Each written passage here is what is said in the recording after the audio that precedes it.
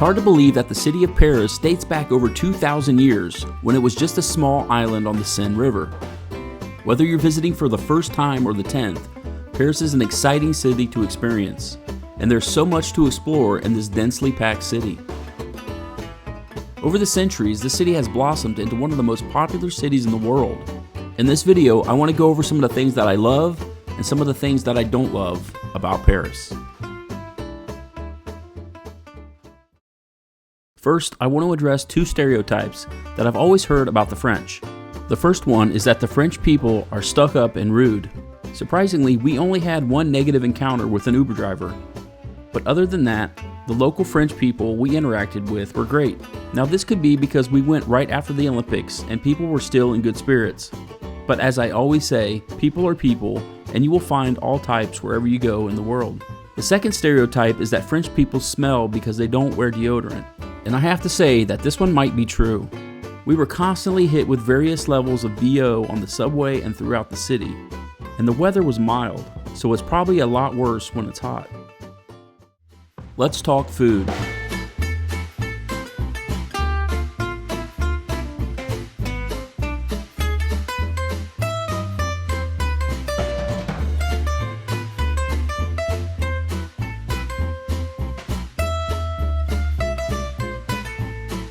Almost all of the food we had in Paris was good, and the food there is not loaded with unhealthy or toxic chemicals like you find in the US. You can eat the food, drink the wine and champagne, and not feel bloated and sick. And the one dish that I would highly recommend when visiting Paris is the French onion soup. The big chunks of soft, saturated bread that were a little crunchy on the edges. Probably one of my favorite things we ate, besides the pastries, of course. When it comes to restaurants, cafes, boulangeries, patisseries, and so on, most of Paris is made up of small, one-of-a-kind places, not big box establishments. Sure, there's Starbucks and McDonald's and so on, but when you're in Paris, you want to try all the unique places that are only found in Paris. The problem is, most of these places don't run on a set schedule, meaning their hours might say they're open from 9 to 4, but then you show up at 9:30 for a coffee and a pastry, and they're closed. This happened several times on our trip, and it was annoying. Also, a lot of places shut down after lunchtime around 2 p.m. and may not open back up until 7.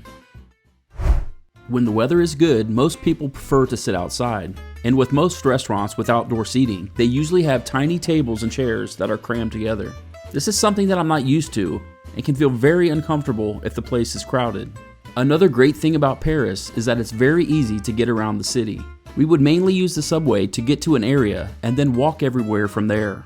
If there was more than one transfer to get somewhere, we found it easier to just take an Uber. We even Ubered to the Palace of Versailles because it was much more convenient and really wasn't that much more than the trains. I believe it was about 17 euros for a 30-minute drive, although that will vary depending on where you're staying.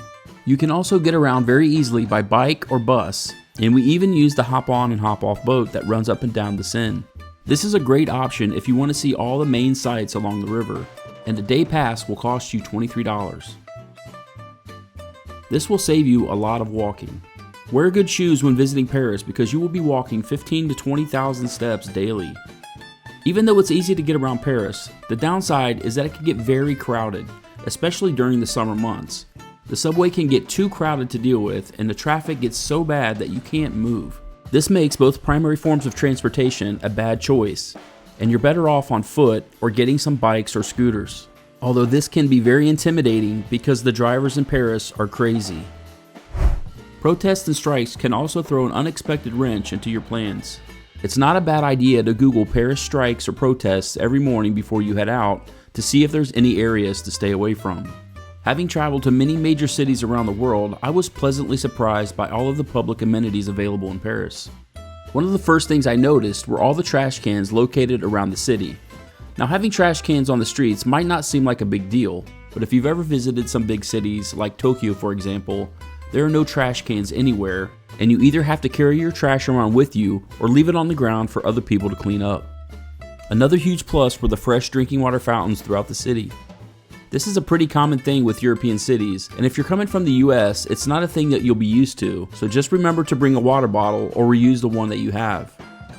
On the public amenities downside, especially if you're visiting during the summer months, a lot of hotels and restaurants in and around Paris don't have any air conditioning, so it can be difficult trying to find a place to escape the heat, take a break, or cool down for a while. Paris also seems to have a very relaxed graffiti policy. Now don't get me wrong, I love graffiti as much as the next guy, but people that just spray paint all over things with no artistic purpose really make the city look bad. Although Paris is a densely packed concrete jungle, there is a decent amount of green space. You just have to know where to find it. My favorite two areas to escape the busy city for a while are the Luxembourg Gardens, located just south of the center of Paris, and has just about everything. People bring their kids here for the merry-go-round and to sail the toy sailboats on the pond. This is also a great area to have a picnic or just relax and read a book. I found there to be plenty of shade and chairs available throughout the park, and the whole place was much bigger than I anticipated. The second place that is a great escape from the city is the Palace of Versailles Garden and Park, located just 11 miles west of Paris. The Palace of Versailles used to be old hunting grounds until Louis XIV decided to make it his royal residence back in the 1660s. The palace and its grounds are one of the most popular tourist attractions in the world. When you arrive, the lines to get in the palace can be very long, but you don't have to enter through the palace unless you want to see it first. There are several other entrances into the park and gardens around the side. The whole palace sits on just over 2,000 acres, so even though there's thousands of people there, it's not hard to find your own spot. These areas are totally free to visit, and you can stay as long as you want. If you would like to explore the grounds on your own, there are bikes and golf carts for rent, but you need to do this before noon because they will all be taken by then and you'll have to wait a while to get one. You can also rent a rowboat in the park. The price starts at 16 euros for a half an hour and goes up in 15-minute increments. And there's even a trolley system that will take you to the different stops around the palace grounds. This will run about 5 euros, but it's good for the whole day.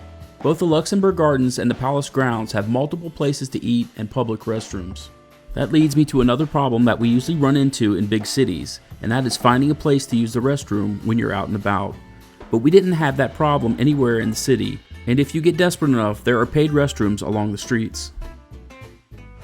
Paris has so many things to see, but a lot of these things require tickets, and a couple places require advance tickets.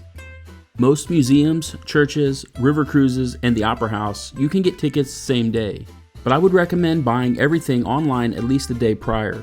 This will save you time standing in line for tickets when you get there. If you want to go to the top of the Eiffel Tower, you need to get tickets a couple of months in advance, because they usually sell out the same day they go on sale.